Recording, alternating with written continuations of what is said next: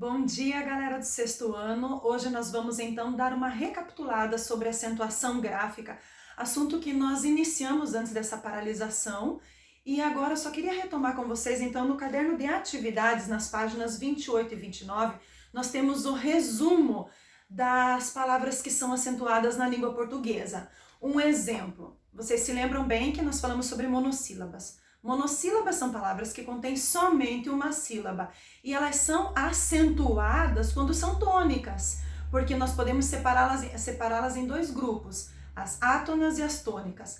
As átonas não têm ênfase quando pronunciadas e, se retiradas do contexto, elas não fazem sentido sozinhas. Já as tônicas são pronunciadas com mais ênfase e, se retiradas de um contexto, nós sabemos do que estamos falando. Por exemplo, a palavra pai e a palavra mãe são monossílabas tônicas, não são acentuadas por causa da sua terminação, mas elas fazem todo sentido quando retiradas de uma frase. Por exemplo, dê-me um abraço, a palavra dê vem do verbo dar e nós acentuamos porque ela é terminada em e quando retirada da frase ela faz sentido. Já o pronome oblíquo me, se retirado da frase sem nenhum contexto, não tem sentido algum, por isso não é acentuada. Então vamos lá, recapitulando: a acentuação das monossílabas tônicas são acentuadas quando terminam em a, e, o, simples assim.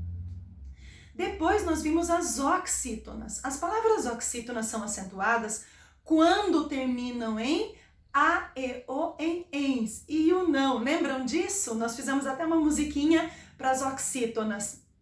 São palavras que contêm mais de uma sílaba, por exemplo, sofá, chulé e paletó. Contém e parabéns. A, e, o, em, ens e o não são acentuadas, então, as nossas oxítonas, as palavras que contêm ênfase na última sílaba. A sua última sílaba é tônica. Agora vem a questão que pega na língua portuguesa, porque nossa língua é formada, em sua maioria, por palavras paroxítonas. E para isso a prof trouxe aqui um quadrinho para relembrá-los a respeito disso. Lembram-se que nós temos uma regrinha para as paroxítonas.